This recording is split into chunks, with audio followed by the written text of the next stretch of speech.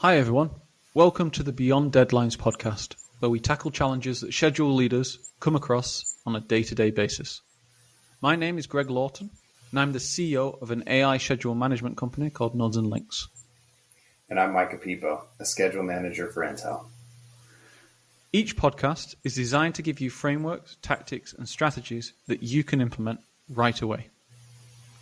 Today's challenge is baseline management strategies. So, Micah, a challenging question for you. Imagine you're the head of scheduling for a contractor who's been challenged to build a $5 billion data center, and you've been asked by the client to establish a schedule baseline. How would you go about doing this? That's a great question, which I think at any point in your career you're going to find yourself in at some point in time. And I think I'd probably start out with asking, where are we at in the construction process? Is this at the very beginning?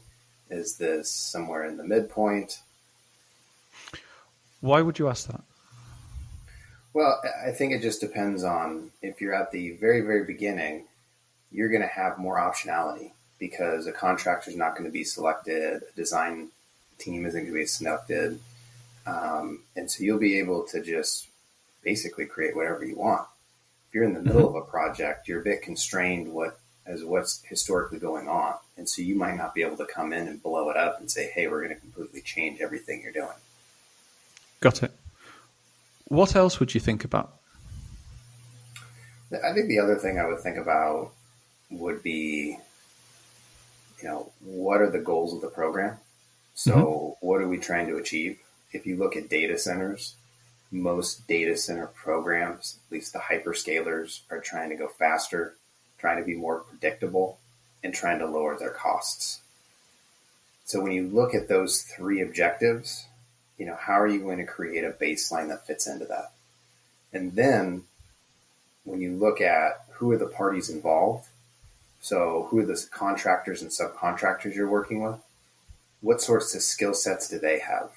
I'm constantly thinking about this is almost you're a coach or a football team, and you're trying to go out there and help your team win. You don't want to give them a playbook that they can't execute to. Okay, let's imagine that this data center project is past the concept stage, but it is pre-shovels hit the ground, so it's pre-build. And let's imagine that the subcontractor is a world-leading expert at the execution of building data centers. How would you go about establishing a schedule baseline in that environment? Yeah, fortunate for me that they're the expert. And so I think this sometimes gets lost on the owner's side, where you are hiring an expert to come in and deliver for you. I've worked for years and years on the owner's side, and sometimes people get this attitude that we know how to do it best. And so if they are the expert, I would love to lead a collaborative approach over several weeks. So I think I would kick things off with something very simple. As I mentioned earlier, here are the goals of our program. Contractor, why don't you help guide the process of how we're going to create this baseline? And what you first start out with is, what's the contractual guidelines? Well, what is the goal of this or the aim? If that hasn't been created, it's fairly easy to do, to sit down in the doc. There's plenty of examples online, and go out and create what is contractually required for a baseline. And then from there, you can probably just have a kickoff workshop where you meet each other, talk about what sorts of things you want to include, not milestones, activities, logic, leads, lags. You can go on and on and on. And then from there, set up a plan of, hey, in 3 or 4 weeks, these are the sorts of steps that we're going to go achieve to then go hit that baseline at the very end. And at the very end of it, don't forget the baseline is a document that needs to be referenced again. And you're going to go off it, and there's going to be changes and all sorts of things. So how are you going to perform that change management after you execute that baseline? So you said a number of things there that I think are very interesting. One is about the contractual guidelines of what the baseline's there to do. And in my experience, those contractual guidelines, either a schedule baseline is to actually set in stone what is going to be contractually done. It's more of a strategic narrative about the intent and a reflection of the goals. If we're in an earlier phase of development and concept, it's more an indicative schedule. Or if we're in a later phase, if we're in execution, it's actually a tactical plan of how it's going to be done. In this situation where shovels haven't hit the ground yet, but we're past concept, we're probably looking to do the first run at detailed design to set a baseline. What kind of contractual requirements do you think would be appropriate? Yeah. I mean, I think, well, first you want to establish your structure. I think that's the easiest in place to start and makes more sense. So when I say structure, I mean, what's your standard WBS, milestones, activity durations, over 20 days, under 20 days, building from the base up. Those are your foundations of here's how the structural schedule is going to look. You want to consider your integrations. So whether you're running a report across your program and you need certain codes in it, or you're connecting to a commissioning system or a downstream turn-up system, you want to consider all of those. And then as you start to go up from there, it would be things, like, okay, if they create this schedule, how are you going to go verify the durations of it? So for me, I'm a big fan of providing some sort of productivity or quantity measurement to say, listen, this is where it's at. Now, as you mentioned earlier, depending where the design's at, if you're getting close to doing your detailed design, you're probably not going to have a lot of that information readily available. So just be sure as you walk through the creation piece of it, you don't ask for something that is actually impossible to deliver. But you can ask for approximations. Data centers are a very commoditized building, I would say, at this point. They're boxes, and they're all made of steel and concrete. And so you should get rough approximations from there. Then as you start going up higher and higher, it's building construction execution. So what is the tactical path that the construction team is going to take? Are they going north to south, east to west? How many cranes are they going to use? I think that's where you can start looking at what's that backup information that needs to be represented in the schedule. And then I think at the highest level, then you're going on, your primary, secondary, tertiary critical paths. You're looking at what are their sub-scheduling systems. So a boots on the ground team isn't going to use a P6 schedule. They're going to drift more towards something that's last planner. So making sure that that's in place. So when they go to start foundations and steel, the stuff isn't thought of at the very last minute. You're also then probably going to want to look at how do you layer in some risk management and things like that. I mean, again, the world is your oyster. These documents are, can blow out to be hundreds of pages. But what I would recommend is trying to shorten them down, condense them down to just the most important items, and then really focus on the outputs you're looking for. So if we focus on those outputs and the most important items, establishing a baseline is very much really establishing a shared view of the world that a management team and a contractor-client team can follow. Who are the team members that really need to be involved in this process at this stage of the project? Yeah, the team there's some easily identifiable ones. You need the contractor scheduler or the scheduling team. You need whoever the owner's schedule is and the owner's scheduling team. You're going to want the project managers from the GC contractor, and then you're going to want their head superintendents.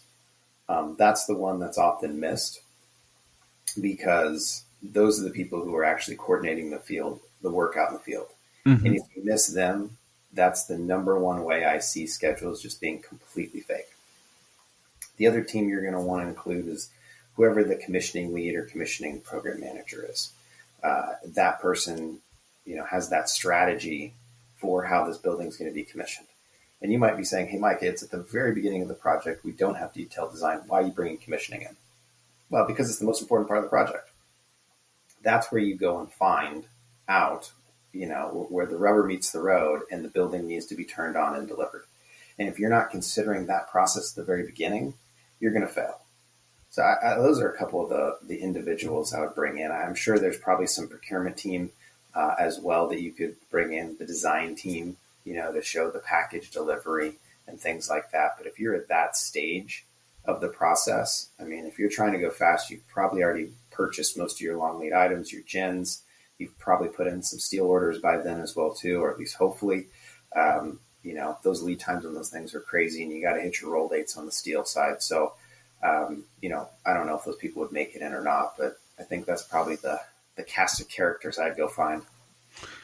So you pinpointed something there that I've experienced quite a lot, which is you actually end up doing your long lead procurement and a decent amount of office-based ordering work before you actually have an initial baseline established and flowed down.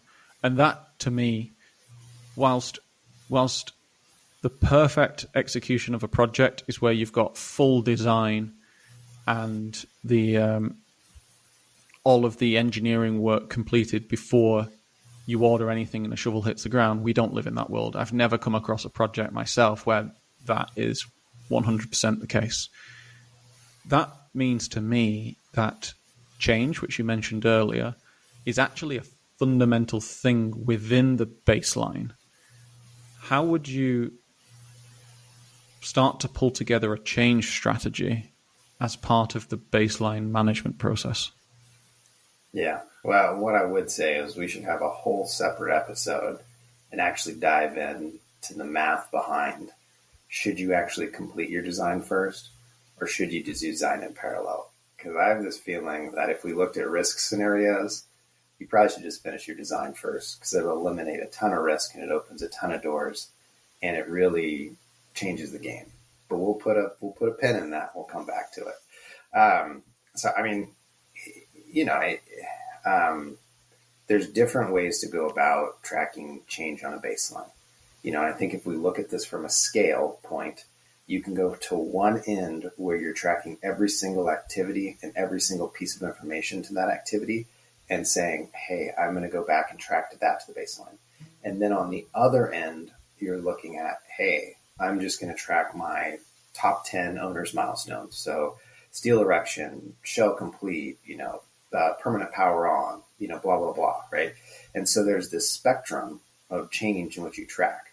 And so on one end, when you do the high level milestones, the systems you set up aren't going to be very complicated. Like you could do that in a spreadsheet and a monthly meeting. Hey, did the milestone change? Whatever. But you're only going to get so much information out of that, and so much capability is going to be unlocked, as you can imagine. Now, if you go to the other end, you're going to get all the information in the world, but what you're going to find out is tons of activities are going to change. So, they're going to, that earlier example of moving north to south. Well, there's strong winds and we ran into a big rock or something, and now we got to go east to west. All of a sudden that entire schedule, huge portions of the activities will change, massive variances, although your milestones and your sub-milestones should relatively stay the same. Mm-hmm. So when you start looking at that continuum of how you're going to manage the baseline, it's what is the acceptable level of change?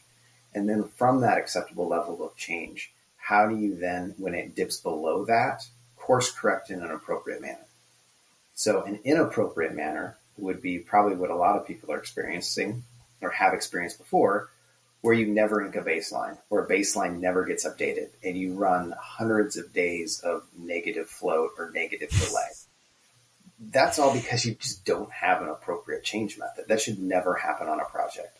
And one of the main reasons for it, for people listening out there, is that if you've ever had a negative 136 day delay and it goes to a negative 145 delay, that's pretty hard to see and understand.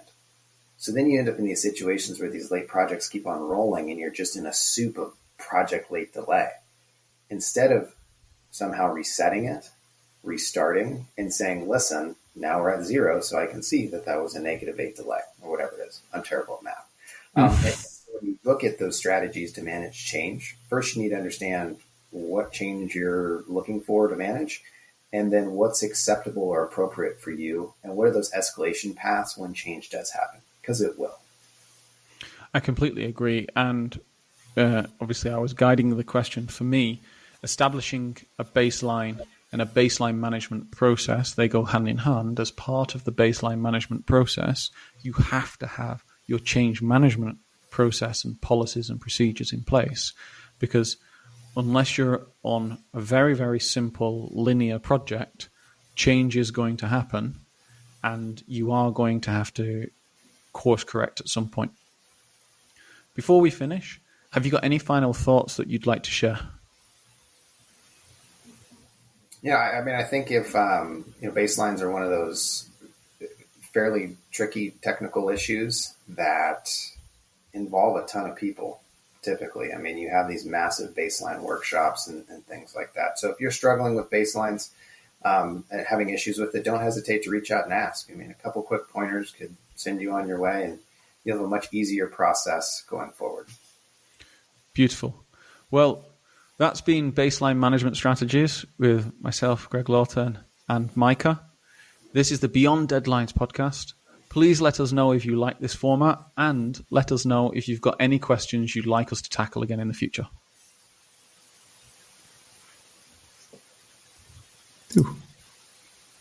Pushing the stop button.